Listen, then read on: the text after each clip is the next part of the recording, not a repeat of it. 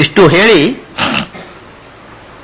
ಅದರ ನಂತರ ಹಿಂದೆ ಹೇಳಿರತಕ್ಕಂಥ ಆ ಭಗವಂತನ ಅರ್ಚನೆಯ ಬಗ್ಗೆ ಹೇಳಿದೆ. ಆದ್ಮೇಲೆ ಸ್ಮರಣೆ, ಕೀರ್ತನ, ಅರ್ಚನಾ, ಸ್ಮರಣ, ಕೀರ್ತನ ಅಂತ ತ್ರಿಕರಣಗಳಲ್ಲಿ ಇದೀಗ ಒಂದು ಅರ್ಚನ ಆಯಿತು, ಕಾಯದ ಮೂಲಕ ಮಾಡತಕ್ಕಂಥದ್ದು. ಅಭಿಷೇಕ ಮಾಡುವುದು, ಅದನ್ನು ತೆಗೆದುಕೊಳ್ಳುವುದು, ತಲೆಗೆ ಹೊಯ್ದುಕೊಳ್ಳುವುದು, ಮುಟ್ಟುವುದು, ಇದೆಲ್ಲವೂ ಕಾಯಿಕವಾದ ಕ್ರಿಯೆ. ಅದರ ನಂತರ ಇನ್ನೂ ವಾಚಿಕವಾದ ಕೀರ್ತನೆ, ಸ್ಮರಣ, ಮಾನಸಿಕವಾದ ಈ ಅರ್ಚನಾ ತ್ರಿಕರಣದಿಂದ ಮಾಡತಕ್ಕ ಭಗವಂತನ ಪೂಜೆಯ ಮಹತ್ವವನ್ನು ಹೇಳ್ತಕ್ಕಂಥ ಇನ್ನೆರಡು ಶ್ಲೋಕವನ್ನು ಹೇಳ್ತಾರೆ. ದುಸ್ಸಹೋ ನರಕೋ ವಹ್ನಿ ದುಸ್ಸಹಾಹ ಯಮಕಿಂಕರಾಹ ವಿಷಮಶ್ಚ ಅಂತಕಪಥಃ ಪ್ರೇತತ್ವಂಚ ಅತಿದಾರುಣಂ ವಿಚಿಂತ್ಯ ಮನಸಾಪ್ಯೇವಂ ಪಾತಕಾದ್ವಿನಿವರ್ತಯೇತ್ ಸ್ಮರಣಂ ಕೀರ್ತನಂ ವಿಷ್ಣೋಃ ಸದೈವ ನ ಪರಿತ್ಯಜೇತ್ ಅಂತ. ಮನುಷ್ಯ ಇದನ್ನು ತಿಳ್ಕೋಬೇಕು ಅಂತ ಏನು ಅಂದ್ರೆ, ದುಸ್ಸಹೋ ನರಕೋ ವಹ್ನಿ, ನರಕದ ದುಃಖದ ಬೇಗೆ, ನರಕದ ಬೆಂಕಿ. ಮನುಷ್ಯ ತಪ್ಪು ಮಾಡಿದಾಗ ಅನುಭವಿಸಬೇಕಾದಂತಹ ಸೂಕ್ಷ್ಮ ಲೋಕದ ಒಂದು ಪ್ರಕ್ರಿಯೆ ಅದು. ಮನುಷ್ಯನಿಗೆ ಎಕ್ಸಿಸ್ಟೆನ್ಸು ಮೂರು ಕಡೆ ಇದೆ. ಆ ಮೂರು ಕಡೆ ಮೂಲಭೂತವಾಗಿ ಎರಡು ಕಡೆ. ಮನುಷ್ಯನಿಗೆ ಎರಡು ಶರೀರ ಇದೆ, ಸ್ಥೂಲ ಶರೀರ, ಸೂಕ್ಷ್ಮ ಶರೀರ ಅಂತ. ಸ್ಥೂಲ ಶರೀರದಿಂದ ಸ್ಥೂಲ ಲೋಕ ಅಂದ್ರೆ the material world, the gross matter, ಈ ಗ್ರಾಸ್ ವರ್ಲ್ಡಿನಲ್ಲಿ ಇರತಕ್ಕ ಸುಖ ದುಃಖದ ಅನುಭವವನ್ನು ಪಡೆಯುವುದಕ್ಕೋಸ್ಕರ ಈ ಸ್ಥೂಲ ಶರೀರ. ಇದರ ನಂತರ ಸಟಿಲ್ ವರ್ಲ್ಡ್ ಅಂತ, ಅದನ್ನೇ ನಾವು ಸ್ವರ್ಗ ನರಕ ಅಂದ್ರೆ ಸೂಕ್ಷ್ಮ ಶರೀರದ ಮೂಲಕ ಸುಖ ದುಃಖವನ್ನು ಅನುಭವಿಸುವ ಲೋಕ ಅಷ್ಟೇ. ಇದು ಇಲ್ಲಿಯೂ ಸುಖ ದುಃಖವನ್ನು ಅನುಭವಿಸ್ತೇವೆ, ಅಲ್ಲಿಯೂ ಸುಖ ದುಃಖವನ್ನು ಅನುಭವಿಸ್ತೇವೆ. ಯಾವುದನ್ನ ಸ್ಥೂಲ ಶರೀರದಿಂದ ನಾವು ಸುಖ ದುಃಖವನ್ನು ಅನುಭವಿಸ್ತೇವೋ ಅದನ್ನ ಸ್ಥೂಲ ಪ್ರಪಂಚ, ಭೂಮಿ ಅಂತ ಅನ್ನೋದು. ಯಾವುದನ್ನ ಸೂಕ್ಷ್ಮ ಶರೀರದ ಮೂಲಕ ಎಲ್ಲಿ ನಾವು ಸುಖ ದುಃಖಗಳನ್ನು ಅನುಭವಿಸ್ತೇವೋ ಅದನ್ನ ಸ್ವರ್ಗ ನರಕ ಅನ್ನೋದು. ಅಲ್ಲಿ ಅದು ಸೂಕ್ಷ್ಮ ಲೋಕ, ಅದಕ್ಕೆ ಸೂಕ್ಷ್ಮ ಶರೀರ. ಸ್ಥೂಲ ಶರೀರದಿಂದಲೂ ಕೂಡ ಅಲ್ಲಿ ಅನುಭವಿಸಲಿಕ್ಕೆ ಆಗೋದಿಲ್ಲ. ಆದರೆ ಈ ಒಂದು ವಿಶೇಷ ಏನು ಅಂದ್ರೆ, ಸೂಕ್ಷ್ಮ ಶರೀರಕ್ಕೆ ಇಲ್ಲಿಯೂ ಕೂಡ ಚಟುವಟಿಕೆ ಮಾಡುವ ಶಕ್ತಿ ಇದೆ, ಸ್ಥೂಲ ಶರೀರಕ್ಕೆ ಅಲ್ಲಿ ಚಟುವಟಿಕೆ ಮಾಡೋದು. ಸ್ಥೂಲ ಶರೀರಕ್ಕೆ ಅದು ಗೋಚರವೇ ಆಗುವುದಿಲ್ಲ, ಸ್ಥೂಲವಾದ ಕಣ್ಣಿಗೆ ಅದು ಕಾಣುವುದಿಲ್ಲ.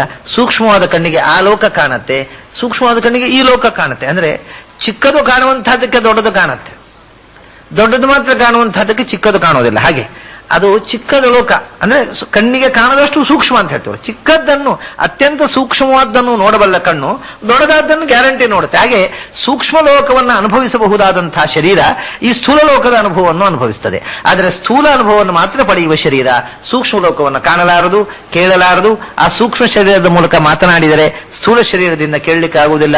ಸೂಕ್ಷ್ಮ ಶರೀರಕ್ಕೆ ಕಾಣುವಂತಹದ್ದು ಸ್ಥೂಲ ಶರೀರಕ್ಕೆ ಕಾಣುವುದಿಲ್ಲ. ಸೂಕ್ಷ್ಮ ಶರೀರದಿಂದ ಅನುಭವಿಸಬಹುದಾದ ಸುಖ ದುಃಖವನ್ನ ಸ್ಥೂಲ ಶರೀರದಿಂದ ಅನುಭವಿಸಲಿಕ್ಕೆ ಆಗುವುದಿಲ್ಲ. ಆ ಸೂಕ್ಷ್ಮ ಶರೀರದಿಂದ ಅನುಭವಿಸುವ ಸುಖದ ಸ್ಥಾನವನ್ನ ಸ್ವರ್ಗ ಅಂತ ಕರೀತಾರೆ. ಸೂಕ್ಷ್ಮ ಶರೀರದಿಂದ ಅನುಭವಿಸಬಹುದಾದಂತಹ ದುಃಖದ ಸ್ಥಾನವನ್ನು ನರಕ ಅಂತ ಕರೆಯುವುದು.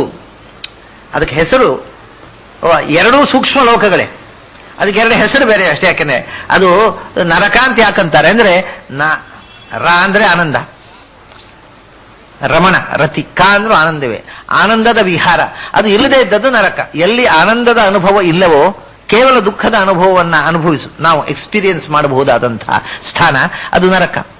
ಸ್ವರ್ಗ ಅಂತಂದ್ರೆ ಸ್ವಹ ಅಂದ್ರೇನೆ ಸುಖ, ಅಂತರಂಗದ ಒಳಗಿನ ಸುಖ, ಅದನ್ನು ತಂದು ಕೊಡುವಂಥದ್ದು. ಅಂದ ಸುಖದ ಅನುಭವವನ್ನು, ಆ ಶಬ್ದದ ಅರ್ಥವೇ ಹಾಗೆ, ಸುಖದ ಅನುಭವವನ್ನು ಕೊಡುವ ಲೋಕ ಅದಂತ ಅರ್ಥ ಸ್ವರ್ಗ ಅಂದ್ರೆ. ನರಕ ಅಂದ್ರೆ ಕೇವಲ ದುಃಖದ ಅನುಭವವನ್ನು ಕೊಡುವ ಲೋಕ. ಅಲ್ಲಿ ಇಷ್ಟೇ ವ್ಯತ್ಯಾಸ. ಈ ಭೂಮಿಯಲ್ಲಿ ಸುಖದ ಅನುಭವಕ್ಕೆ ಮತ್ತು ದುಃಖದ ಅನುಭವಕ್ಕೆ ಅಂತ ಎರಡು ಡಿವಿಷನ್ ಇಲ್ಲ. ಎಲ್ಲಾ ಕಡೆಯೂ ಸುಖವೂ ಇದೆ, ದುಃಖವೂ ಇದೆ. ಅಲ್ಲಿ ಸುಖದ ಅನುಭವಕ್ಕೆ ಒಂದು ಸ್ತರ ಬೇರೆ, ದುಃಖದ ಅನುಭವಕ್ಕೆ ಒಂದು ಸ್ತರ ಬೇರೆ. ಆ ಸುಖ ಅನುಭವಿಸುವವರು ಇರತಕ್ಕಂಥ ಪ್ರದೇಶವನ್ನ, ಆ ಸೂಕ್ಷ್ಮ ಲೋಕವನ್ನ ಸ್ವರ್ಗ ಅಂತಾರೆ. ದುಃಖದ ಅನುಭವಕ್ಕೆ ಸೀಮಿತವಾದ ಪ್ರದೇಶವನ್ನ ನರಕ ಅಂತಾರೆ.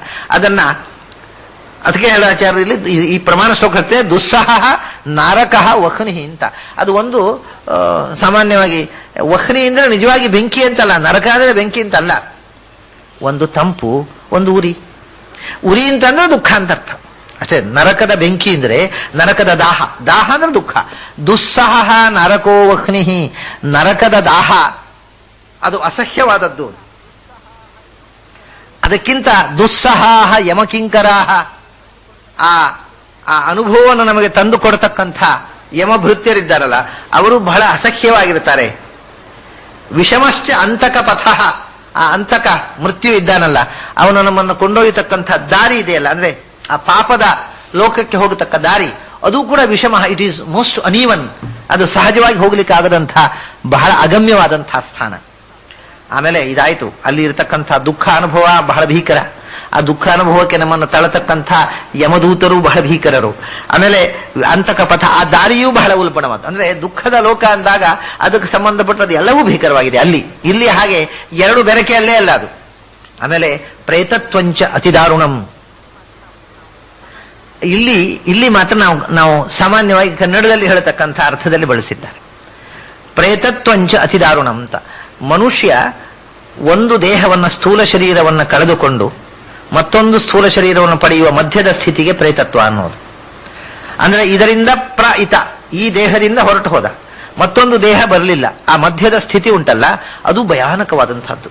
ಕಾರಣ ಏನು ಅಂದ್ರೆ ಅದು ಎರಡು ವಿಧದಿಂದ. ಒಂದು, ಅವನು ಸ್ವರ್ಗ ಸುಖ ಅನುಭವಿಸಿದರೆ ಆಯಿತು, ಅದರ ಸ್ವರ್ಗ ಸುಖದ ಅನುಭವ ಕೂಡ ನಾನು ನಿನ್ನೆ ಹೇಳಿದಂತೆ ಅದು ನಿಜವಾದ ಭಗವಂತನ ಸಾಧನೆಗೆ ಬಾಧಕವಾಗಿಯೇ ನಿಂತು ಬಿಡುತ್ತೆ. ಅದು ಬಹಳ ಉಪಯುಕ್ತವಾದದ್ದೇನೂ ಅಲ್ಲ.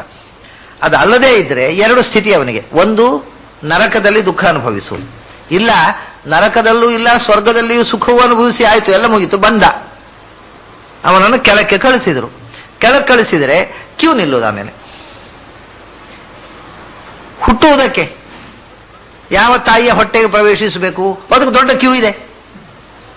ಆ ಕ್ಯೂನಲ್ಲಿ ನಿಲ್ಲುವಂತಹದ್ದು ಅದು ಭಯಾನಕ. ಅದು ಅಂತ ಅಂದ್ರೆ ಪ್ರೇತತ್ವ ಅಂದ್ರೆ ಒಮ್ಮೆ ಸತ್ತವ ಮತ್ತೊಂದು ದೇಹದ ಪ್ರವೇಶ ಮಾಡುವ ತನಕದ ಒಂದು ಆ ಪ್ರೋಸೆಸ್ ಉಂಟಲ್ಲ, ಅದು ಭಯಾನಕ. ಅದು ನರಕ ಅಷ್ಟೇ ಅಲ್ಲ, ನರಕದಿಂದಲೋ ಸ್ವರ್ಗದಿಂದ ಸ್ವರ್ಗ ಸುಖ ಅನುಭವಿಸಿದ, ಸ್ವರ್ಗ ಸುಖ ಅನುಭವಿಸಿ ಅವನು ಮುಗೀತು, ಸ್ವರ್ಗ ಸುಖದ ಅವಧಿ ಮುಗೀತು, ಬಂದ ಮೇಲೆ ಅವನಿಗೆ ನೇರ ತಾಯಿ ಹೊಟ್ಟೆ ಪ್ರವೇಶಿಸುವ ಹಂಗಿಲ್ಲ ನೋಡಿ.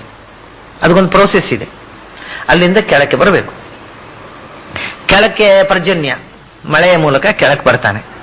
ಮಳೆಯ ಮೂಲಕ ಈ ಜೀವ ಕೆಳಕ್ಕೆ ಬಂದು ಸೇರಿಕೊಳ್ಳುವುದು ಎಲ್ಲಿ ಅಂದರೆ ವನಸ್ಪತಿಗಳಲ್ಲಿ ಸೇರಿಕೊಳ್ಳುತ್ತೆ.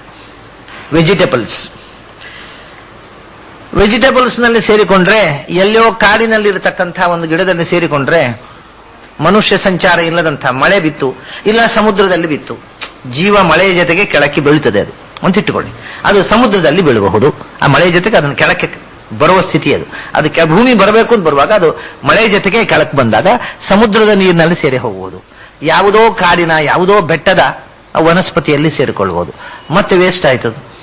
ಯಾಕಂದ್ರೆ ಆ ವನಸ್ಪತಿಯನ್ನು ಯಾರು ತರುವವರು ಇಲ್ಲ, ಅಂಗಡಿಗೆ ತಂದು ಮಾರುವವರು ಇಲ್ಲ, ತಿನ್ನುವವರು ಇಲ್ಲ. ಪುನಃ ಮೇಲಕ್ಕೆ ಹೋಗುತ್ತೆ ಅದು. ಇನ್ನು ಇಲ್ಲಿ ಕೂತ್ರೆ ಉಪಯೋಗ ಇಲ್ಲ ಅಂತ ಈಗೇನು ಇಟ್ ಗೋಸ್ ಅಪ್.